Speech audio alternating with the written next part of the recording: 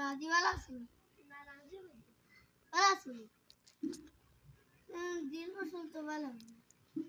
আব্বা আমারে পয়সা দাও পয়সা তোর 1 টাকা গাছি 1 টাকা আটা নিয়ে গাছি মাথা নাকি তা দিয়ে খাইতা বাড়ি তো পয়সা দাও আমি তো পারি না বাইক চালানি জানি না তে জানি করি তো লইয়া আবার ফাস্ট শুরু হইছিল বাইক লইতা